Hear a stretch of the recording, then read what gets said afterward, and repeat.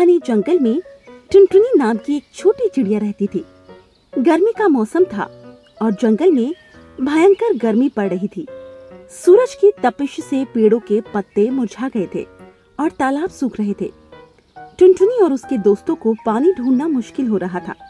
इन सबसे परेशान होकर टुनटुनी चिड़िया और जंगल के सभी पक्षी आपस में बात करते हैं। दोस्तों, गर्मी दिन ब दिन बढ़ती जा रही है और बारिश तो कहीं दूर दूर तक नजर ही नहीं आ रही है। हाँ टुनटुनी बहन, गर्मी तो बहुत ही पड़ रही है। मेरे बच्चे भी घर से बाहर नहीं खेलने जा पाते, जिस वजह से दिन भर घर में रहकर शैतानी करते हैं। मैं तो इनसे बहुत परेशान हो गया हूँ। देखो, गर्मी है तो परेशानी तो होगी ही, और हमारा तालाब भी सूख रहा है। हम सबको इस परेशानी से बचने का कोई उपाय निकालना ही होगा। अरे, आप सबको पता है, बगल वाले जंगल में गर्मी की वजह से कई सारे पक्षी मर गए हैं क्योंकि उनको लू लग गई है। इसलिए हम सबको जितना हो सके घर से बाहर कम निकलना चाहिए। अगर मैं घर से नहीं निकलूंगा तो खाऊंगा क्या और अपने बच्चों को क्या खिलाऊंगा? क्योंकि मैं तो दिन भर मजदूरी मेहनत करता हूँ, तब जाकर मेरे बच्चे को 2 वक्त का खाना मिलता है। जैसे जैसे ये गर्मी बढ़ती जा रही है, काम थोड़ा कम होता जा रहा है। लोग दिन में अपनी दुकानें और गोदाम बंद कर देते हैं। गर्मी बर्दाश्त से बाहर हो रही है और काम कम हो रहा है। ऐसा ही चलता रहा तो हमारा घर कैसे चलेगा? हाँ भाई, ये सब तो सही है, लेकिन आखिर इतनी गर्मी में हम लोग काम करने के लिए ही घर से निकलते हैं, और उस पर भी हमें काम, हमारे घर का चूल्हा कैसे जलेगा? बुलबुल और उसके सभी साथी बहुत परेशान थे और उस दिन उन्हें कोई भी काम नहीं मिला। वो लोग शाम को अपने घरों में वापस चले गए। एवं इधर कालू कौवा अपने घर जाकर अपनी पत्नी गौरी से कहता है, मुझे मजदूरी का कोई काम नहीं मिला। आज दिन भर मैं खाली ही बैठा रहा, मेरे साथी भी खाली बैठे रहे। इसी तरह चलता रहा तो घर का खर्चा कैसे चलेगा? देखिए, अभी घर में 2-4 दिन का राशन है। अब मैं इसमें क्या कर सकता हूँ? गर्मी इतनी ज्यादा है, कोई भी काम करवाना ही नहीं चाहता है। अगले दिन कालू कौवा, बंटी कबूतर दोनों एक साथ सुबह सुबह मजदूरी के लिए निकलते हैं। बहुत मुश्किल से ढूंढने पर एक गोदाम से सामान ढोने का काम मिल जाता है। वो दोनों रिक्शा लेकर सामान लेने पहुंच जाते हैं। उस दिन बहुत भयंकर गर्मी थी। 3-4 घंटे काम करने के बाद कालू कौवा को चक्कर आ जाता है। गर्मी के कारण उसकी तबीयत बहुत खराब हो जाती है और वो बेहोश होकर वहीं गिर जाता है। बंटी कबूतर कालू कौवा को उठाकर पास में बिठाते हैं और पानी के छींटे मारते हैं। अरे, लगता है गर्मी के कारण कालू भाई बेहोश हो गए। इन्हें थोड़ा सा होश आ जाए तो मैं इन्हें घर पर छोड़ कर आ जाऊंगा। थोड़ी देर लेटने के बाद कालू कौवा को होश आता है और वो उठकर बैठता है। अरे भाई, मुझे क्या हो गया था? मैं कहाँ पर हूँ? कालू भाई, काम करते करते गर्मी के कारण तुम्हें चक्कर आ गया था और तुम बेहोश होकर वहीं गिर पड़े थे। अब 2 घंटे बाद तुम्हें होश आया है। अब यदि तुम उठ सकते हो तो हम तुम्हें तुम्हारे घर छोड़ाएं। बंटी कबूतर कालू कौवा को उसके घर छोड़ाता है। कालू कौवा जैसे घर पहुंचता है, उसकी बीवी उसे देखकर बहुत परेशान हो जाती है और उससे पूछने लगती है, क्या हुआ? आप सुबह तो ठीक ठाक घर से गए थे, फिर ऐसा क्या हो गया जो आप बीमार हो गए? एक तो इस गर्मी के कहर ने मुसीबत कर रखी है। मैं तो वो काम कर रहा था, पता नहीं कब मुझे चक्कर आ गया और मैं बेहोश होकर वहीं गिर गया। वो तो बंटी भाई ने मुझे उठाकर मुझ पर पानी के छींटे मारे और मुझे ठंडा पानी भी पिलाया, तब जाकर कहीं मैं घर आ सका। अब तो मेरे शरीर में इतनी कमजोरी लग रही है कि मुझसे उठा भी नहीं जा रहा। पता नहीं मैं कल कैसे काम पर जाऊंगा और घर का खर्चा कैसे चलेगा। आप चिंता ना करें, कल पहले मैं आपको डॉक्टर के पास ले जाऊंगी। अभी 2 दिन आप काम पर मत जाइए, उसके बाद देखा जाएगा। वहीं दूसरी तरफ टुनटुनी चिड़िया मन में सोचती है, मैं ऐसा क्या करूं जिससे इस जंगल के सभी पक्षी को इतनी गर्मी में राहत मिले? दरअसल टुनटुनी चिड़िया अमीर थी, उसके पास धन दौलत की कोई कमी नहीं थी। इसीलिए वो जंगल के सभी पक्षी के लिए कुछ सेवा करना चाहती थी। फिर एक दिन जंगल में मैं जगह जगह कुआं खुदवा देती हूँ और सभी गरीब मजदूर पक्षियों के घर के लिए राशन और कुछ पैसे दे देती हूँ, जिससे उन्हें इस गर्मी में ज्यादा मेहनत नहीं करना पड़ेगा। और 1-2 महीने ऐसे ही गुजर जाएंगे, फिर तो बारिश हो जाएगी। हाँ, यही सही होगा। वहीं दूसरी तरफ कालू कौवा अस्पताल में चेक कराने जाता है तो डॉक्टर उससे कहता है, देखिए, इन्हें गर्मी के कारण चक्कर आ गया है और शरीर में पानी की कुछ कमी हो गई है। इन्हें कम से कम 1 हफ्ता आराम करना होगा और ज्यादा गर्मी और धूप में निकलने से बचना होगा। यदि ज्यादा गर्मी में ये बाहर निकले तो इनकी हालत बहुत खराब हो सकती है। डॉक्टर की बात सुनकर कालू कौवा चिंतित हो जाता है कि आखिर घर पर आराम कैसे करे। यदि वो घर पर बैठ गया तो कमाएगा कौन और उसके बीवी बच्चों को खिलाएगा कौन।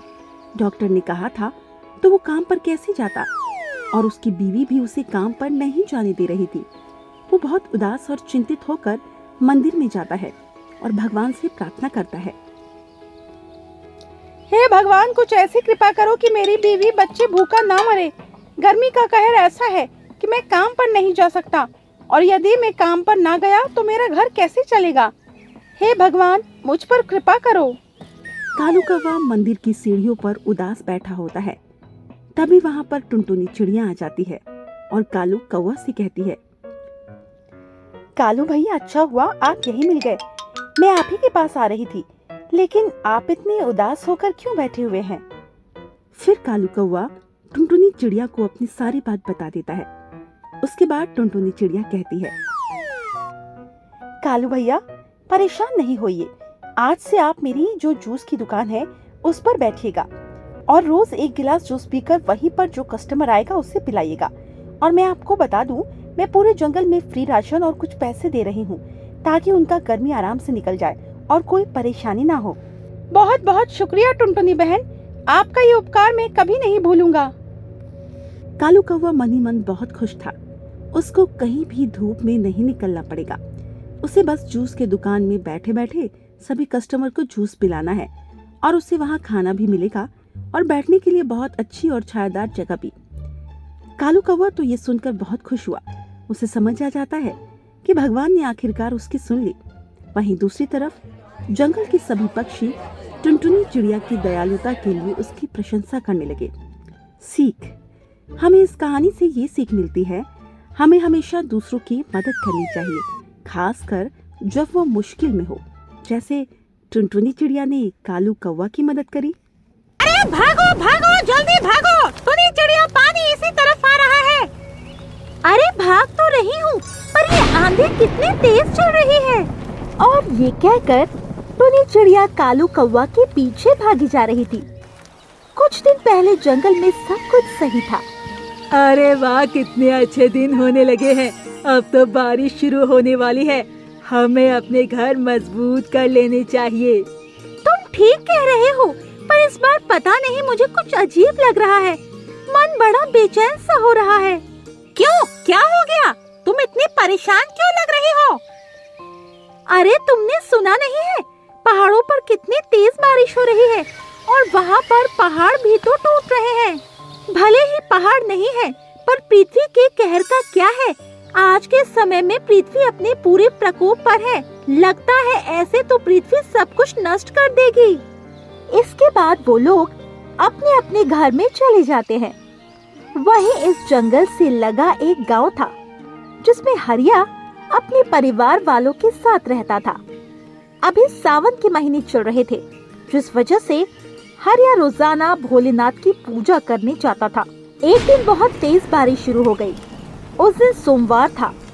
हरिया पूजा करने के लिए घर से निकला तो उसकी पत्नी सीमा ने उससे कहा, अजी कहाँ जा रहे हो? बारिश बहुत हो रही है, बारिश बंद हो जाए तब चले जाना। अरे नहीं नहीं, मैं पूजा जिस समय करता हूँ उसी समय पर करूँगा, भले ही आंधी आए या बारिश हो। मुझे पता है आप भोलेनाथ के बहुत ही बड़े भक्त हैं, पर कम से कम अपनी सेहत का तो ध्यान रखिए। वैसे भी बारिश बहुत तेज है। अरे तुम शांत रहो और अपना काम करो, मैं अभी आ जाऊँगा पूजा करके। और ये कहकर हरिया मंदिर के लिए निकल जाता है। रास्ते में बहुत तेज पानी बरस रहा था और आंधी भी बहुत तेज थी, जिस वजह से हरिया को काफी दिक्कतें सहनी पड़ रही थी, पर वो जैसे तैसे करके मंदिर पहुंच जाता है और भोलेनाथ की पूजा करता है। तभी वो देखता है कि गांव में तेजी से पानी घुस रहा है। ये देखकर वो बहुत ज्यादा घबरा जाता है। हे भोलेनाथ, ये क्या हो रहा है? ये गांव में पानी क्यों आ रहा है? मुझे जल्दी से घर जाना चाहिए। और ये कहकर हरिया जल्दी से घर जाता है और अपनी पत्नी से कहता है, अरे जल्दी से सामान ऊपर रखो, पानी बहुत तेज आ रहा है। क्या? कहाँ पानी आ रहा है? अरे मैं जो कह रहा हूँ वो करो। तब तक हरिया के घर में भी पानी घुस जाता है, जिसे देखकर उसकी पत्नी बहुत परेशान होती है और सामान को जल्दी जल्दी ऊपर रखने लगती है। वहीं गांव वाले भी बहुत ज्यादा परेशान होते हैं। उन्होंने पता किया तो पता लगा नदी का बांध टूट चुका है, क्योंकि बारिश बहुत तेज हो रही है, जिस वजह से नदी उफान पर थी। ये सुनकर गांव वाले बहुत ज्यादा परेशान हो गए। पानी धीरे धीरे जंगल की तरह जाने लगा। पूरा गांव पानी की चपेट में आ गया था, जिससे हालात बाढ़ जैसे हो गए थे। ऊपर से बारिश भी बंद नहीं था, जिस वजह से सभी लोग बहुत ज्यादा परेशान थे।